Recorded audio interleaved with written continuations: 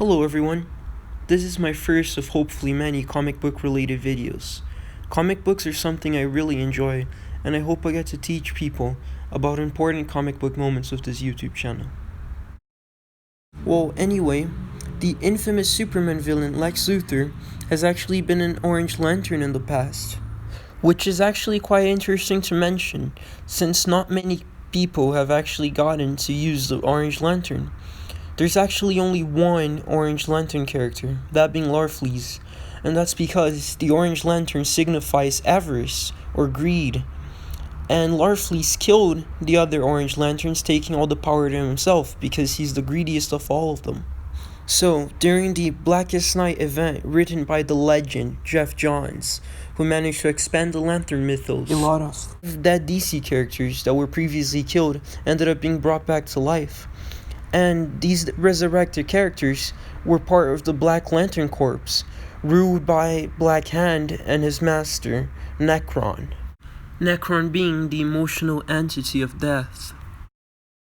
Near the end of the Blackest Night event, during the final battle against Nekron, the Guardian Ganthet explained that during the Blackest Night, the Lanterns would be able to sort of divide their power with someone else, with a different individual for 24 hours. So each lantern replicated their ring, so it would search for another host. Lex Luthor, being in his lab fighting against the Black Lanterns, trying to survive, is about to be overrun by the Black Lanterns.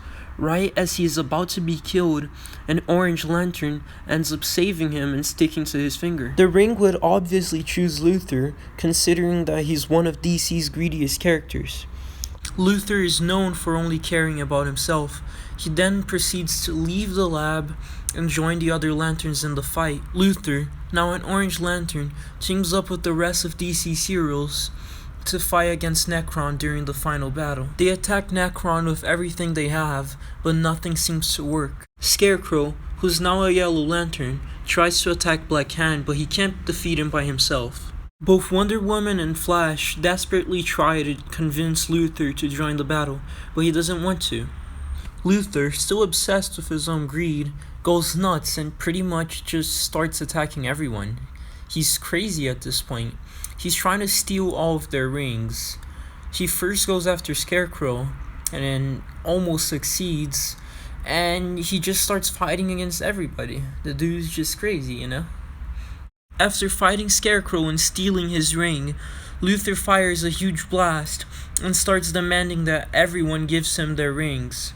After firing another huge blast, Lex starts specifically targeting Mera, lunging towards her and attacking her with everything he has, trying to steal her ring. Then all of the Lanterns in the universe arrive on the battlefield, joining the battle against Nekron. Lex, still fighting against the other Lanterns by himself, starts to struggle against Atrocitus and Wonder Woman. The ring made him realize that he wanted to become just as powerful as Superman.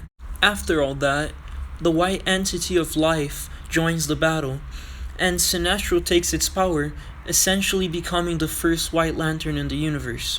Now with the White Lantern's power, he manages to fight against Nekron by himself and actually does a lot of damage against Nekron. And then we cut back to Orange Lantern Luthor, who is fighting both Larfleeze and the Black Lanterns at the same time. He also fights against Black Lantern Superman, and he's struggling to keep the battery to himself while Larfleeze is trying to take it back. Larfleeze eventually manages to take back the battery from Luthor. Luthor now, without the Orange Lantern battery, demands power from the Guardian so he can save his planet. Luthor then gets punched in the face by Larfleeze. Larfleeze starts mocking Luthor for being bald and claims if he had any hair he'd steal that too. After all that, the heroes take the White Entity's power, becoming White Lanterns. White Lantern's power pretty much symbolizes life, so the heroes can now revive and heal things.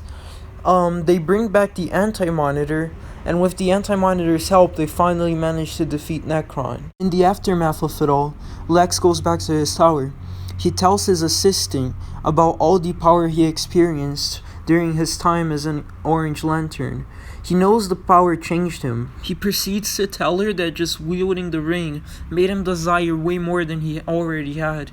It made him want new things, like to become as powerful as Superman, and it even showed him an outcome where he defeats Necron, saves the world by himself, and has everyone kneeling for him. Lex now wants more power than he's ever had, so he pretty much starts studying the black rings that he saw during the Blackest Night, and he goes on a quest to try to unlock their secrets and replicate them. DC also sold Orange Lantern Luthor toys, and many cosplays came out of this event. There were some really good cosplays that people made, which was pretty cool to see. And yeah, that's pretty much it. I'll probably end up making more videos about comic book characters, comic book stories, comic book origins, stuff like that. I think I'll probably focus on more obscure characters that not so many people know about. And yeah, that's it. Leave a like and subscribe, I guess, if you want to. Thank you for watching this video. I hope I get to make more. Thank you.